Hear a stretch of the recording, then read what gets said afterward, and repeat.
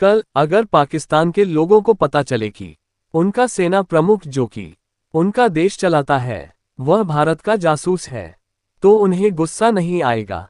गुस्सा बहुत छोटा वर्ड है। उनका भरोसा उठ जाएगा सिस्टम पर से। उसके बाद उनकी सेना, सरकार और उनकी तमाम खुफिया एजेंसियों का जो मनोबल टूटेगा ना, उसके बाद तो उन्हें हराना चुटकियों का खेल होगा। क्योंकि जब लीडरशिप कोल्पन में भगदड़ मचती है, आज तक का ये मानव इतिहास बताता है, हमें कुछ ऐसा ही इस समय ईरान में हो रहा है। दरअसल आप अपनी स्क्रीन पर देखिए, ये व्यक्ति कोई आम आदमी नहीं है। दरअसल ये ईरान की कुद्स फोर्स का प्रमुख है। कुद्स फोर्स क्या है? दरअसल ईरान दुनिया भर में जितने भी ऑपरेशन चलाता है, अपने प्रॉक्सीज के जरिए, जितने भी उसके संगठन हैं, जैसे कि हमास, हिजबुल्लाह, यमन के हुती, उन सब को ऑपरेट करती है कुद्स फोर्स। और उसी का चीफ है इस्माइल कानी। और आप यह मानकर चलिए कि पिछले 1 साल से जो इजराइल युद्ध लड़ रहा है हमास और हिजबुल्लाह के खिलाफ, तो इस युद्ध में हमास और हिजबुल्लाह जो भी कार्रवाई करते हैं, उनके लीडर जो भी फैसले लेते हैं, उन्हें वो करने से पहले इस्माइल कानी की हामी यानी कि सिग्नेचर चाहिए होता है। इसके बिना वह कुछ नहीं कर सकते, और इसलिए इसे ईरानी सेना का सबसे ताकतवर आदमी भी कहा जाता है। लेकिन अब आप जानकर हैरान होंगे कि इस इस्माइल कानी को गिरफ्तार कर लिया गया है और इस समय खुफिया लोकेशन पर ले जाकर इससे पूछताछ कर रही है ईरान की सीक्रेट सर्विस। क्योंकि इस पर शक है कि यह इजराइल की खुफिया एजेंसी मोसाद के साथ मिला हुआ है। बल्कि यह भी कहा जा रहा है कि यह एजेंट है इजरायली खुफिया एजेंसी मोसाद का।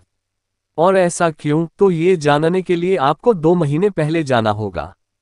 दरअसल उस समय ईरान के अंदर एक बड़ा फंक्शन आयोजित किया जा रहा था, और उसी दौरान जो हमास था, जिसने ये युद्ध शुरू किया था इजराइल के खिलाफ, उसका चीफ था हनिया। इसका नाम पूरा था इस्माइल हनी। वो ईरान में था। ईरान में फंक्शन अटेंड करने के बाद वो एक सीक्रेट लोकेशन पर जाकर अपने कुछ ऑपरेटिव के साथ बैठक कर रहा था, ईरान की राजधानी हिरान में ही। और जिस बिल्डिंग में वह मीटिंग कर रहा था, वो ईरान के राष्ट्रपति और सुप्रीम लीडर के घर से मुश्किल से 5-6 किलोमीटर दूर ही था। लेकिन अचानक से वहां पर एक ड्रोन ने मिसाइल गिराए, और इस हमले में हमास का सबसे ताकतवर नेता इस्माइल हनिया मौके पर ही ढेर हो गया।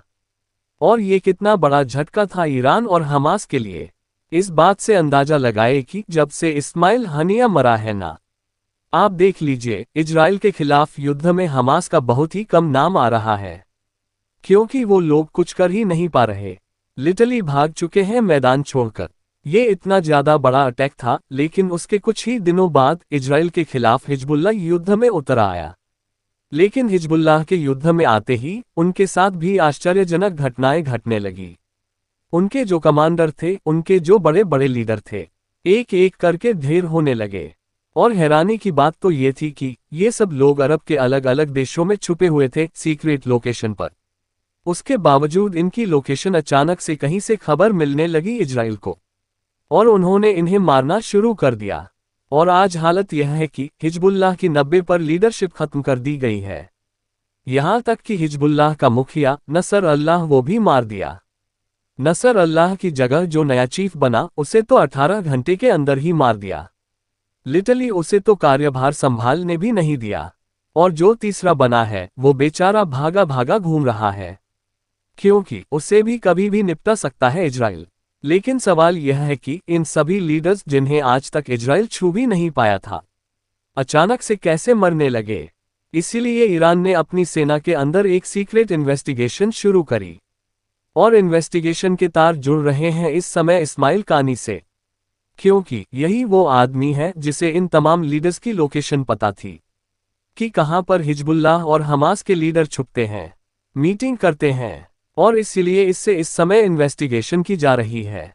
इसके अलावा आपको याद होगा कि एक पेजर अटैक हुआ था हिजबुल्लाह के ऊपर। उस पेजर अटैक के तार भी इससे ही जुड़ रहे हैं, क्योंकि इसी के आदमी थे जिन्होंने वो पेजर ऑर्डर किए थे।